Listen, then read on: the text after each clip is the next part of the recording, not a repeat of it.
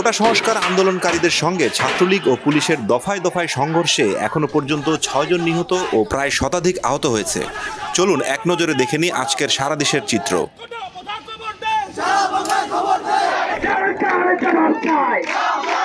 সকাল থেকেই রাজধানী ঢাকার বাড্ডা, নতুন বাজার, সায়েন্স ল্যাব, মহাখালী সহ নানা এলাকায় বিভিন্ন বিশ্ববিদ্যালয় কলেজের শিক্ষার্থীরা রাস্তা, রেলপথ অবরোধ করে। এর পাশাপাশি আন্দোলনকারীদের সাথে ছাত্রলীগের ধাওয়া পাল্টা ধাওয়া চলছে। ঢাকা কলেজ ও ঢাকা সিটি কলেজের সামনে থেকে 2 জনের রক্তাক্ত মরদেহ উদ্ধার করা হয়।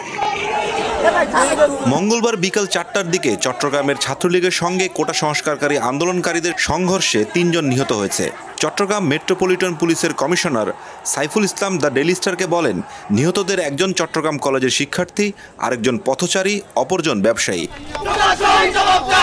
রংপুরে পুলিশের সঙ্গে সংঘর্ষে নিহত হয়েছে বেগম রোকেয়া বিশ্ববিদ্যালয়ের এক শিক্ষার্থী। দুপুর 2:30টার দিকে কোটা আন্দোলনকারী শিক্ষার্থীরা মিছিল নিয়ে ক্যাম্পাসে প্রবেশ করার চেষ্টা করলে পুলিশ তাদের বাধা দেয়। এক পর্যায়ে পুলিশের সঙ্গে তাদের সংঘর্ষে আবু সাইদ নামে এক শিক্ষার্থী নিহত হন। তিনি বেগম রোকেয়া বিশ্ববিদ্যালয়ের ইংরেজি বিভাগের 12তম ব্যাচের শিক্ষার্থী।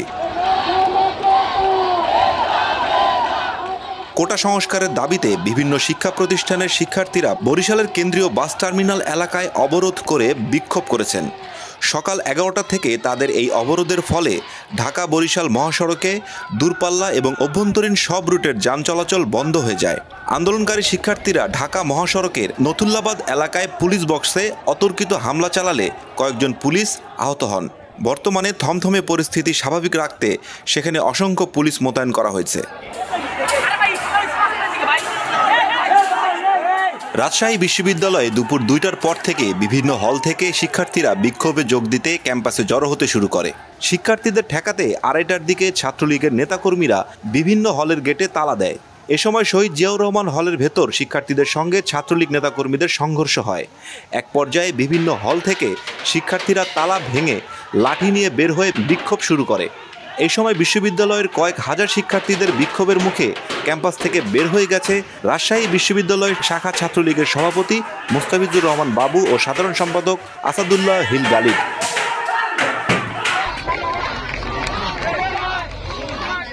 বগুড়ায় ঢাকা রংপুর মহাসড়কে অবরোধ করেছে শিক্ষার্থীরা। দুপুর 1টায় পলিটেকনিক্যাল ইনস্টিটিউটের শিক্ষার্থীরা বিক্ষোভ মিছিল বের করলে শাহ সুলতান কলেজ শাখার ছাত্রলীগের নেতাকর্মীরা হামলা চালায়। হামলায় আহত পলিটেকনিক্যাল ইনস্টিটিউটের 2 জন শিক্ষার্থীকে হাসপাতালে ভর্তি করা হয়েছে। টাঙ্গাইলে কোটা সংস্কার আন্দোলনকারীদের মিছিলে ছাত্রলীগ হামলায় একজন আহত হয়েছে। সকাল 11টায় কোটা সংস্কার আন্দোলনের শিক্ষার্থীরা প্রেস ক্লাবের সামনে থেকে মিছিল নিয়ে শহীদ মিনারের কাছে পৌরসভার সামনে পৌঁছালে লাঠি ও লোহার রড নিয়ে তাদের উপর হামলা করে ছাত্রলীগের নেতাকর্মীরা। এ সময় মিছিলটি ছত্রভঙ্গ হয়ে গেলে এক শিক্ষার্থীকে লোহার রড দিয়ে পিটিয়ে গুরুতর আহত করা হয়। আশেপাশে পুলিশের সতর্ক অবস্থান থাকলেও এই ঘটনায় পুলিশকে কোনো ব্যবস্থা নিতে দেখা যায়নি।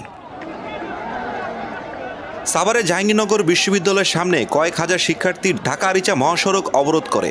তাদের সঙ্গে সাভারের আশেপাশের বিভিন্ন বেসরকারি বিশ্ববিদ্যালয়, কলেজ ও স্কুলের প্রায় 3-4 হাজার শিক্ষার্থী মহাসড়কের প্রান্তিক গেট থেকে ডেইরি গেট পর্যন্ত অবস্থান নেয়। এ সময় আশেপাশে পুলিশের উপস্থিতি দেখা যায়নি। সিলেট সুনামগঞ্জ মহাসড়কে অবরোধ করে বিক্ষোভ করেছে কোটা সংস্কার আন্দোলনকারী সাধারণ শিক্ষার্থীরা। বিকাল 5টা থেকে এ অবরোধ শুরু হয়। ঘটনাস্থলে নিরাপত্তা নিশ্চিত করতে পুলিশ মোতায়েন করা হয়েছে।